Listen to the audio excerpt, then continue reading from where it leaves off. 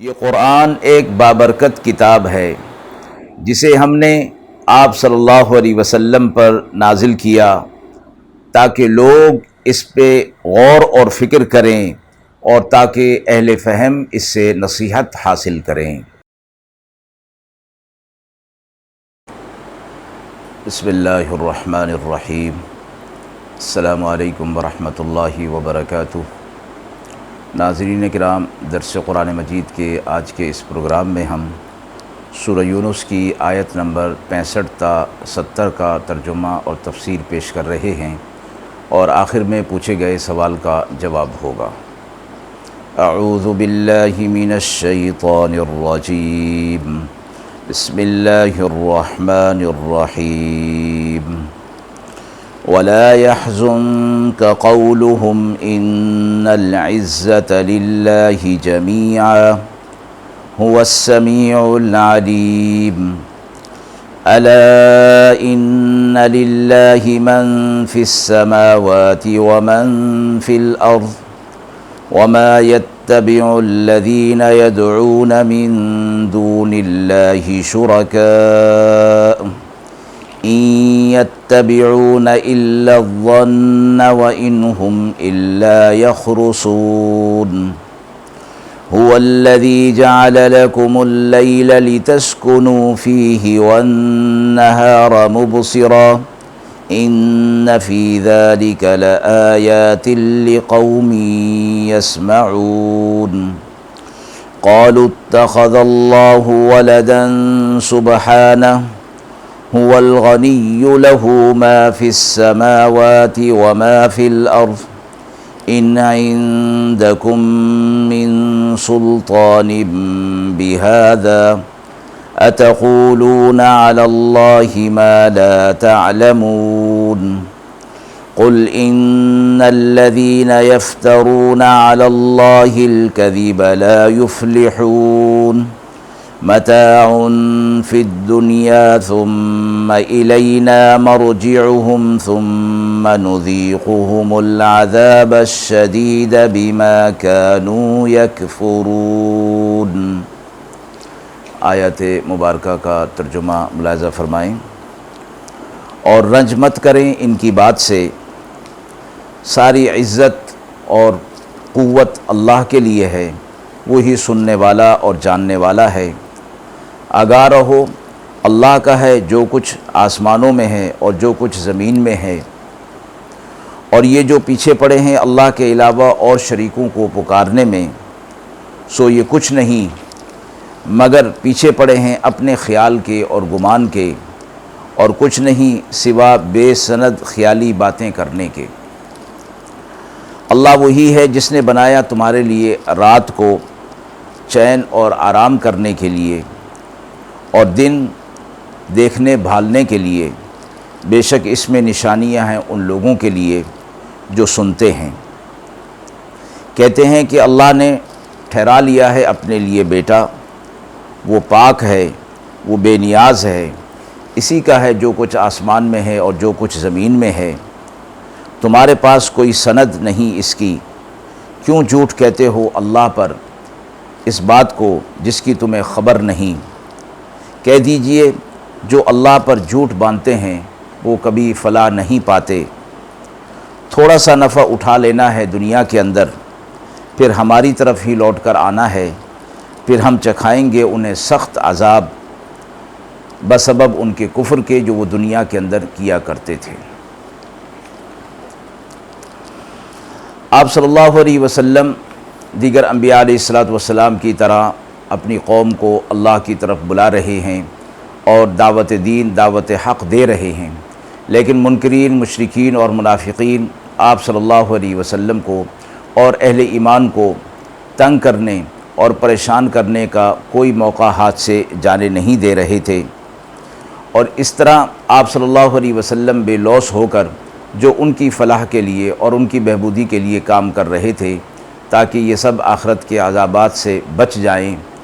اس کے باوجود آپ صلی اللہ علیہ وسلم کی تکذیب کرنا اور موقع بموقع آپ صلی اللہ علیہ وسلم کو تکلیف میں ڈالنا، تو فرمایا کہ منکرین کا یہ عمل اور آپ کی دعوت کے کے خلاف کفر کرنا آپ کو مغموم اور رنجیدہ کر دیا کرتا تھا،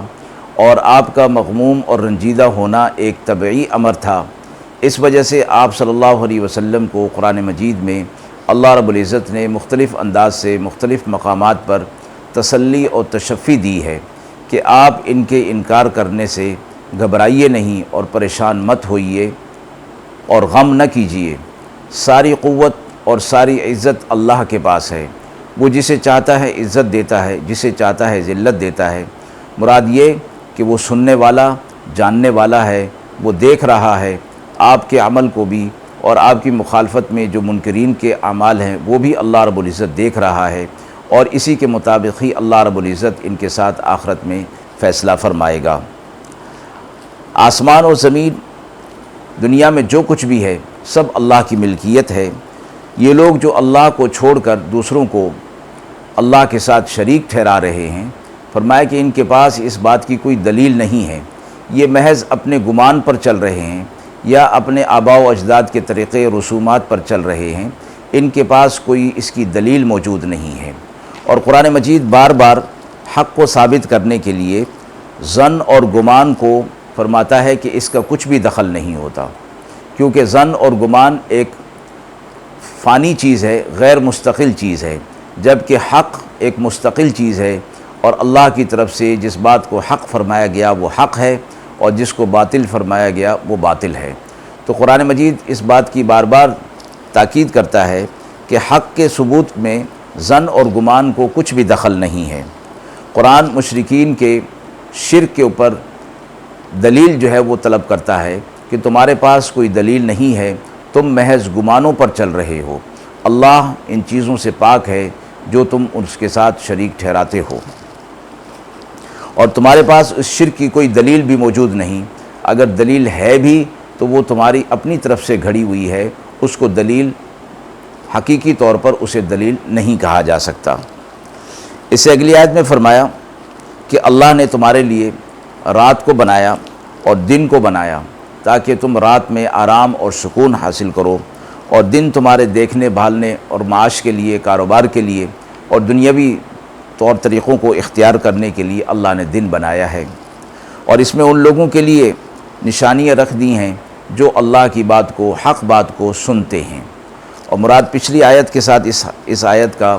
ربط جو ہے وہ یہ ہے کہ مشرکین بغیر کسی سند کے محض گمان پر اللہ کے ساتھ شریک ٹھہرا رہے ہیں، اور دلیل ان کے پاس نہیں ہے۔ اللہ رب العزت تو ایسی ذات ہے کہ اس نے آسمان اور زمین کی ساری چیزوں کو اپنی ملکیت میں رکھا ہے، اور اس نے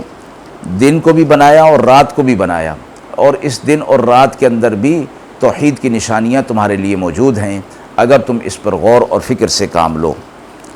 پھر یہ اللہ کے ساتھ شریک ٹھہراتے ہوئے کہتے ہیں کہ اللہ نے بیٹا بنا لیا ہے، اللہ کے لیے اولاد کو قرار دیتے ہیں۔ فرمایا اللہ کی ذات پاک ہے۔ اولاد کا ہونا، بیوی کا ہونا، رشتہ داروں کا ہونا، یہ نسبت ہونا دنیا کے اندر انسانوں کے ساتھ، مخلوق کے ساتھ یہ تعلق ہے، اور خالق ان تمام رشتوں سے اور ان تمام نسبتوں سے پاک ذات ہے، وہ بے نیاز ہے۔ آسمان اور زمین کے اندر جو کچھ بھی ہے وہ سب کچھ اسی کا ہے، اور تمہارے پاس اس بات کی کوئی دلیل نہیں جو تم شرک کے حوالے سے کر رہے ہو۔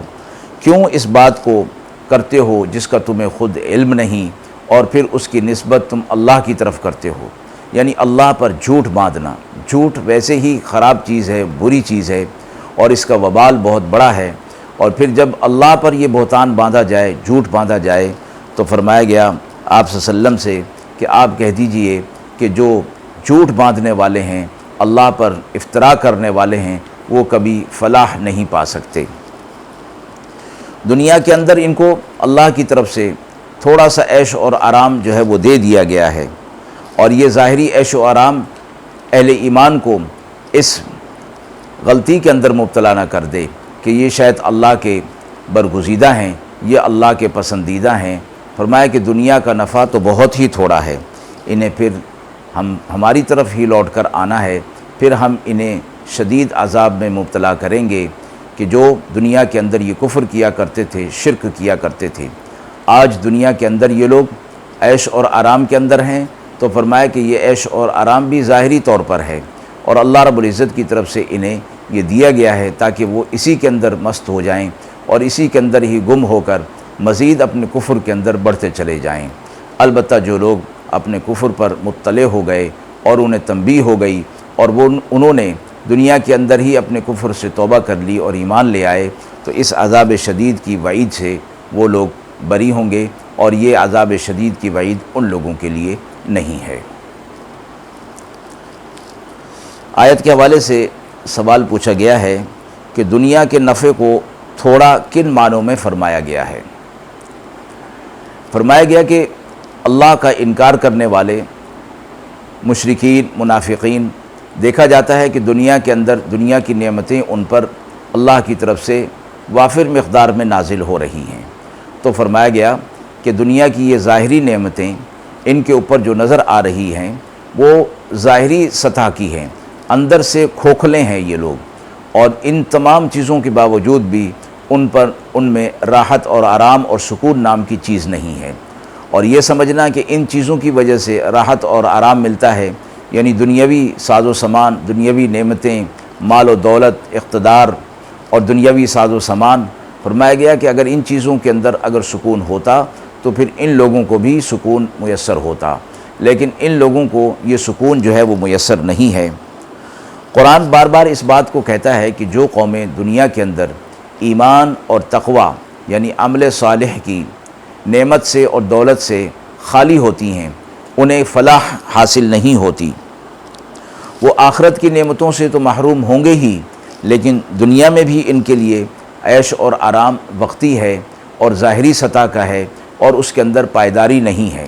یہ ظاہری طور پر نظر آ رہا ہے، لیکن حقیقی طور پر انہی چیزوں کے اندر انہیں بھی آرام اور سکون نہیں ہے۔ دنیا کو اور دنیا کی متاع کو قرآن مجید نے بہت ہی قلیل کہا ہے، اور فرمایا کہ قلیل اس حوالے سے کہ یہ لوگ بہت تھوڑا دنیا کے اندر رہیں گے، آخرت میں ان کا رہنا بہت زیادہ ہوگا۔ اور پھر قلیل اس معنی میں بھی کہ دنیا کی یہ ساری نعمتیں موجود ہوں گی، لیکن یہ ان تمام نعمتوں کو چھوڑ کر آخرت کی طرف چلے جائیں گے، تو ان تمام نعمتوں کو چھوڑنا ہوگا۔ تو فرمایا گیا اس لیے دنیا کی نعمتیں بہت ہی قلیل ہیں، اور دنیا کا فائدہ اور نفع اٹھانا بہت ہی قلیل ہے۔ وآخر دعوانا ان الحمد للہ رب العالمین۔